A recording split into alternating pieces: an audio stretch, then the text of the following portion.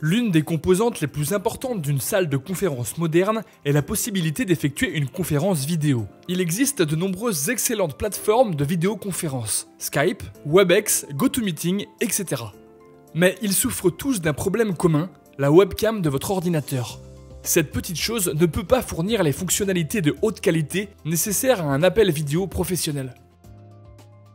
Généralement, cela conduit les intégrateurs à utiliser une caméra externe de meilleure qualité et à envoyer la vidéo sur votre ordinateur.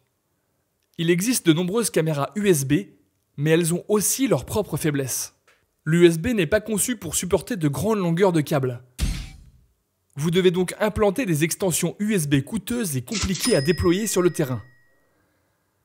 L'intégration de plusieurs caméras USB nécessite des éléments supplémentaires, comme des concentrateurs ou des commutateurs USB, et l'ensemble devient inutilement compliqué.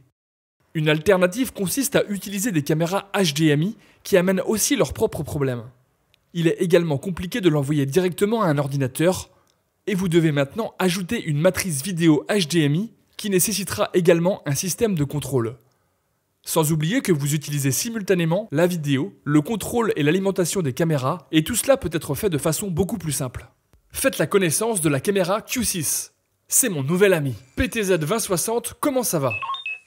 Cette caméra est un périphérique Q6 natif. Cela signifie que son contrôle est intégré au logiciel Q6 Designer, de sorte que vous pouvez placer tous ces boutons de contrôle sur le même écran tactile que vous utiliserez pour gérer l'audio dans cette pièce.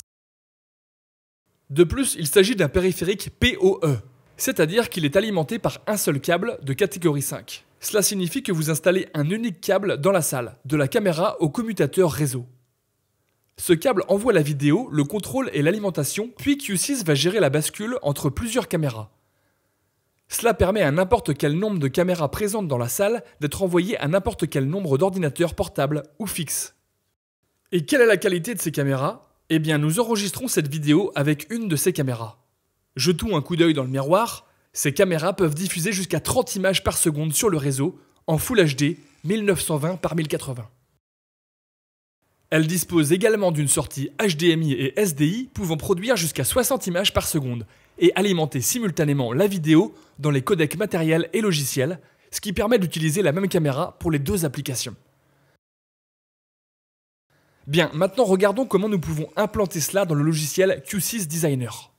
Les caméras Q6 sont disponibles depuis la section Inventaire des versions 5.4 et supérieures du Designer. Vous verrez qu'il existe deux modèles, la 2060 et la 1272, qui offrent différentes profondeurs de zoom et de champ de vision. Une fois que vous avez ajouté la caméra à votre inventaire, vous pouvez faire glisser son composant statut contrôle dans le schéma. Vous verrez une nouvelle broche sur ce composant, une broche vidéo en forme de caméra. Comme les autres broches, cela ne peut être câblé qu'à une autre broche de même forme. Il existe également une nouvelle branche de composants dans les éléments schématiques appelée composants vidéo. Dans ces composants, vous trouverez un routeur de caméra que vous pourrez utiliser pour basculer entre les flux vidéo de plusieurs caméras Q6. Je vais câbler les deux caméras de mon design sur ce routeur. Vous remarquerez que même le fil est d'une taille et couleur différentes, de sorte que vous ne le confondiez pas avec une connexion audio. Je vais envoyer ce design sur un corps afin de pouvoir effectivement me connecter à la caméra. Si vous ouvrez le panneau de commande de la caméra, vous y trouverez toutes les commandes dont vous avez besoin pour la positionner et gérer le zoom. Les contrôles de position et de zoom sont ici, ainsi que le réglage de la vitesse d'exécution de ces fonctions. Par défaut, les caméras fonctionnent en mode AAA automatique. Autofocus, auto-exposition, balance automatique des blancs. Pour simplifier le fonctionnement dans n'importe quel environnement d'éclairage. En bas de ce panneau de contrôle, vous verrez une fenêtre de prévisualisation affichant une image JPEG de ce que la caméra filme actuellement. Cette fenêtre de prévisualisation est actualisée une fois par seconde. Même s'il ne s'agit pas d'un flux fluide en direct, il est plus que suffisant à un utilisateur pour cadrer correctement. Donc cela amène à un point important. Le flux vidéo lui-même n'entre pas réellement dans le système Q6. Q6 gère uniquement le contrôle de la caméra. Le flux vidéo est acheminé directement à un pont USB, qui est ensuite connecté à votre ordinateur via un câble USB standard. Alors où peut-on trouver ces ponts USB ? Eh bien l'un d'entre eux est disponible sur le Q6 Core 110F. Si vous allez dans les propriétés de votre Core, vous pouvez activer un pont USB vidéo. Cela créera un nouveau composant dans votre inventaire que vous pourrez ajouter à votre schéma. Ce pont n'a qu'une entrée vidéo car la sortie quitte le corps et est envoyée sur votre ordinateur via un câble USB standard. Votre ordinateur détecte cela comme une webcam USB qui sera automatiquement utilisée par la plupart des logiciels de téléconférence. Le pont USB du corps est parfait si vous utilisez un ordinateur qui se trouve dans le même rack que le corps de la salle. Mais souvent, les participants amènent leur propre ordinateur portable et veulent se connecter au système. Dans ce cas, vous utiliserez une interface I/O USB, un périphérique discret qui peut être placé sous le bureau ou n'importe quel autre emplacement pratique d'accès. Cet appareil est également alimenté par un seul câble, catégorie 5, et est conçu pour apporter le port USB du Q6 au plus près possible de l'utilisateur. Dans le logiciel, vous pouvez ajouter ce pont I/O à partir du panneau Inventaire, catégorie périphérique, ajoutez une interface I/O USB à votre conception et regardons ses propriétés. Tout comme pour le corps, nous pouvons activer un pont vidéo, faire glisser ce pont dans notre conception et câblons nos caméras. Si vous avez plusieurs sorties comme maintenant, nous pouvons envoyer le même flux de caméras à chacune d'elles, ou elles peuvent chacune choisir une caméra spécifique. Encore une fois, en ce qui concerne votre logiciel de vidéoconférence, il ne reçoit qu'une unique connexion webcam depuis le pont USB, même si Q6 peut acheminer autant de sources d'entrée que vous le voulez vers ce pont. Tout le routage et le contrôle sont gérés dans Q6 et votre ordinateur n'en saura jamais rien. Et n'oubliez pas d'utiliser aussi ce pont audio USB.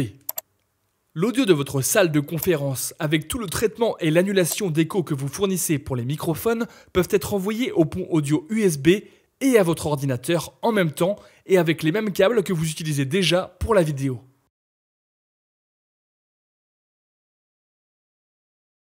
Cette unique connexion donne un accès au flux audio et vidéo de haute qualité à votre ordinateur en tant que webcam et haut-parleur par défaut, ce qui signifie qu'un utilisateur peut connecter seulement ce câble et que leur logiciel de téléconférence utilisera automatiquement toutes les fonctionnalités de votre salle de conférence Q6.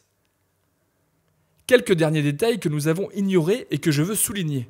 Si vous ouvrez le panneau de contrôle du pont vidéo, vous verrez qu'il ressemble au panneau de contrôle de la caméra. Plutôt que de contrôler la caméra d'origine, ces contrôles effectueront des ajustements sur la caméra qui est actuellement active.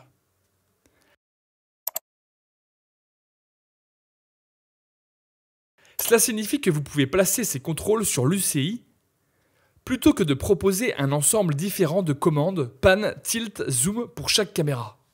Sachez aussi qu'il y a d'autres onglets dans ce panneau de contrôle. L'onglet Camera Imaging vous donne accès à un contrôle d'image avancé avec l'exposition, la balance des blancs, la compensation du contre-jour et les formats vidéo. L'onglet Statut vous fournit des détails de base sur la connexion et d'autres informations. La caméra fournit deux flux de différentes qualités, car différents logiciels de vidéoconférence ont des exigences différentes. Vous pouvez également choisir d'accéder aux propriétés de la caméra pour modifier la propriété IP Streaming sur Multicast, ce qui permettra à d'autres applications telles que VLC ou QuickTime de récupérer votre flux vidéo, bien qu'avec un peu de latence. Pour utiliser cela, accédez au panneau de contrôle de la caméra pour trouver le paramètre Streaming URL. C'est ce que vous utiliserez dans ces programmes pour recevoir le flux. Pour finir, il existe des contrôles supplémentaires dans l'administrateur sous l'onglet Caméra. Vous pouvez modifier ici la résolution des flux IP ou ajouter des images personnalisées pour l'écran hors ligne et l'écran de confidentialité de la caméra. L'écran de confidentialité s'affiche lorsque vous activez le mode de confidentialité dans le panneau de contrôle, ce qui coupe le flux direct de la caméra et commande à la caméra de s'orienter à l'opposé de la table pour que les participants n'aient pas l'impression d'être toujours filmés. C'était donc un aperçu des caméras Q6. Avez-vous passé un bon moment, PTZ 2060 ? Génial! Merci d'avoir regardé et à la prochaine!